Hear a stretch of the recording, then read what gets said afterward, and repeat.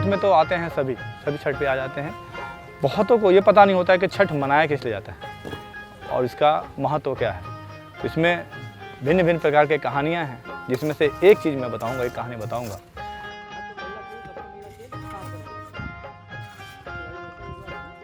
छठी मैया की जय। मेरा नाम लखन राय है और मैं न्यू 1 सेक्टर का निवासी हूँ। आप जो देख रहे हैं छठ पर्व जो मन रही है यहाँ पे, पिछले कई सालों से, तकरीबन 10 सालों से हम इस छठ व्रत को मना रहे हैं। और ये छठ व्रत जो है हम पूर्वांचल के लिए बहुत बड़ा पर्व होता है। ये महापर्व के रूप में हम जानते हैं। बहुत श्रद्धा और भक्ति से हम इसको मनाते हैं। इस पर्व को हम लोग नदी के किनारे, नहर के किनारे, तालाब में, पोखर में, इस जगह पे हम मनाते हैं। बड़ी बात तो यह है कि छठ में तो आते हैं सभी छठ पे आ जाते हैं। बहुतों को ये पता नहीं होता है कि छठ मनाया किस लिए जाता है और इसका महत्व क्या है। तो इसमें भिन्न भिन्न प्रकार की कहानियाँ हैं, जिसमें से एक चीज़ मैं बताऊँगा, एक कहानी बताऊँगा। बहुत पुराने समय की बात है।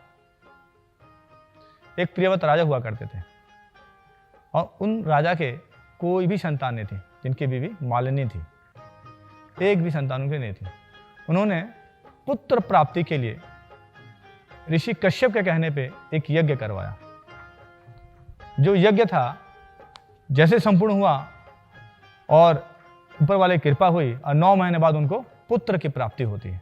पुत्र प्राप्ति होती है, लेकिन प्राप्ति होने के बाद ये पता चलता है कि वह मृत है, वो मरा हुआ है।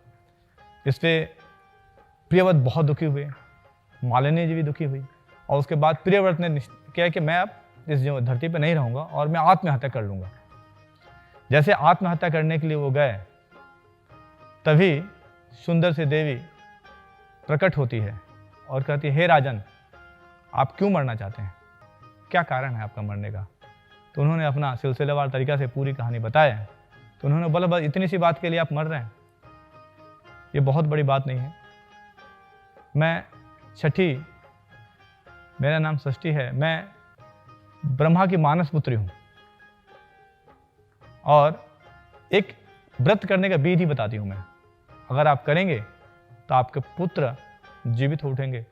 और यह व्रत जो है पुत्र के लिए, अपने सुहाग के लिए औरतें करती हैं, तो विभिन्न विभिन्न प्रकार से मनाई जाती है। तो उन्होंने यह सलाह दिया। यह सुनकर बहुत हर्षित मन से राजा प्रियव्रत यह छठ का आयोजन करते हैं अपने क्षेत्र में। और उसी दिनों से पूरे भारतवर्ष में, खासकर आजकल तो पूरे, पहले तो पूर्वांचल में चालू हुआ, आज के दिन में पूरे भारतवर्ष में यह छठ बड़ी धूमधाम से मनाई जाती है। अपने पुत्रों के लिए, अपने सुहाग के लिए कोई मान्यता होती है, इसलिए तो माँ छठी उनकी कृपा से सारे पूर्ण होते हैं। तो हम माँ छठ की पूजा इसीलिए मनाते हैं। छठी मैया की जय। फिर से नमस्कार आप लोगों को। अभी एक कहानी मैंने तो बताया आप लोगों को कि जो प्रियव्रत है, प्रियव्रत की वजह से कैसे छठ मनता है, मालिनी को कैसे पुत्र की प्राप्ति हुई। दूसरा कथा एक और है जो भी प्रचलित है, जो कि श्री राम पे है। श्री राम जी जब वन में गए थे, तो आप सबको पता ही होगा, सीता का हरण हुआ, फिर भगवान ने युद्ध किया। युद्ध करने के बाद में रावण का वध हुआ। वध होने के बाद में जब वापस अयोध्या लौटते हैं सब, तो श्री राम क्षत्रिय थे, ब्राह्मण वध हुआ। तो क्षत्रिय ब्राह्मण कभी हाथ नहीं उठाता है, लेकिन परिस्थितियाँ ऐसी थी कि उसमें हाथ उठाना पड़ा और उनको वध हुआ। तो उन्होंने क्या किया कि सोचा कि हमारे ऊपर ब्रह्म हत्या का दोष लगा हुआ है, इस ब्रह्म हत्या के दोष को कैसे धोएं। तो उन्होंने सोचा कि क्यों ना एक यज्ञ कराया जाए। तो ऋषियों और मुनियों को उन्होंने एक आमंत्रित किया कि आइए हमारे घर में और एक यज्ञ कीजिए, जिससे कि मेरा ये ब्रह्म हत्या ना रहे। तो मुनि ने बताया, ऋषि ने बताया कि अरे आपने एक ब्राह्मण को मारा है और मैं आपके घर पर जा ही नहीं सकता हूँ, तो आप हमारे पास आएँ, हम आपको विधि बताएंगे कि ब्रह्म हत्या से कैसे आप हटोगे। अब इस चीज़ को लेके भगवान राम, सीता, लक्ष्मण समेत आते हैं मुद्गल ऋषि के पास में। जब मुद्गल ऋषि के पास में आते हैं तो उन्होंने बताया कि देखिए, आपको एक व्रत करना पड़ेगा बड़े संयम से और बड़े अच्छे तरीक़े से। इस व्रत को अगर सफलपूर्वक कर लेंगे तो इसमें गौ हत्या, ब्राह्मण हत्या का पाप हट जाता है। तब से मान्यता है हमारे पुराणों में, हमारे इतिहास में कि भाई तब से छठ पूजा मनाया जाता है।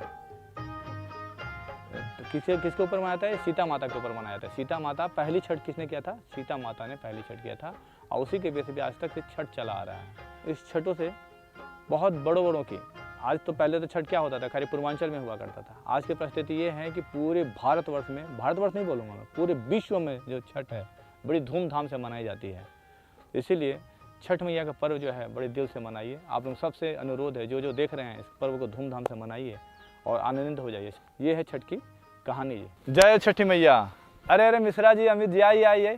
कहाँ? आइए बैठे नमस्कार। ठीक है बैठिए। सर, छठ पूजा की कहानी तो आपने बता दिया, हाँ, लेकिन छठ पूजा की विधि हमें बताइए। अच्छा, विधि कैसे कैसे किया जाता है? विधि छठ पूजा का ऐसा है कि ये बड़ा ही मैंने इसको बोल दीजिए कि बहुत ही श्रद्धापूर्वक किया जाता है। जी। और ये जो पर्व होता है ये 4 दिन का पर्व है जी। 4 दिन के पर्व में पहला दिन नहाए खाए होता है जी। खरना होता है जी। फिर संध्या अर्घ, फिर शुभ का अर्घ। जी। चौथे दिन में क्या होता है कि हमारा नहाए खाए चालू हो जाता है। जी। चौथे दिन में नहाए खाए चालू हो जाता है। तो जैसे नहाए खाए चालू हो गया तो नहाए खाए का विधि मैंने आपको बता ही दिया है कि नहाए खाए में क्या होता है कि हम लोग लौका की सब्जी बनाते हैं, चना के दाल बनाते हैं और भात बनाते हैं और नहा खा के विधि पूर्वक पूजा करके इसको खाया जाता है। बिल्कुल। उसके बाद उस दिन को और पूरे रात को उपवास रहते हैं। फिर दूसरे दिन शाम को क्या होता है, खीर बनती है। खीर भी जो बनती है वो भी जो खीर बनती है बिल्कुल चूल्हा पहले गोधन के दिन बन गया होता है हमारा। जब गोधन होता है ना, जो चालू होता है गोधन का चूल्हा बनता है, उसी चूल्हा पे आम की लकड़ी से।